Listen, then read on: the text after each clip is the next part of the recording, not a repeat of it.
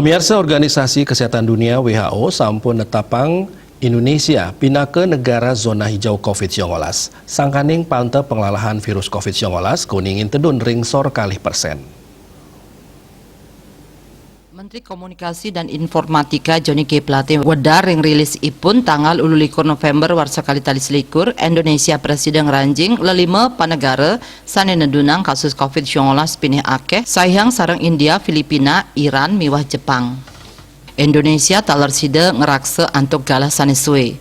Menteri Johnny ngelingang mangdani kahanan inucap kedadosang semangat antuk negepang protokol kesehatan turmaning anut ring regulasi pengaturan libur Nataru sajroning neus panglimbah kasus COVID-19. Indonesia kejantenang Presiden nedunang wilangan kasus kantos sieu dasa sieu, 3% saking puncak panglimbakan tur ngerakse kahanan inucap selami 100 nanggu 3 dasarahina. Rahumangkin wilangan kasus harian Indonesia rata-rata langkungan kali tali kasus.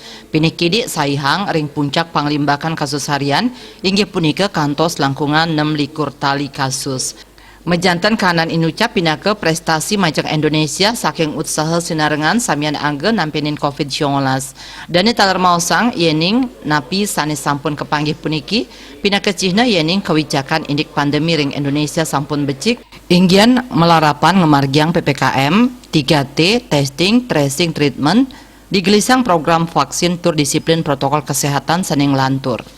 Napi malih ringgala sane jagi rauh pacang memargi libur Nataru sanedangan ngewetuang panincapan mobilitas yening protokol kesehatan enten memargi becik janten banget mawasana majang panglimbakan kasus punika mawinan pemerintah sampun netapang regulasi sajroning midabdabin parikrama ring masa Nataru taler rajak nyobiahang majang krama ngenenin indik galah libur sanekaan degang tur medalang rarangan pengambilan cuti ring periode Nataru.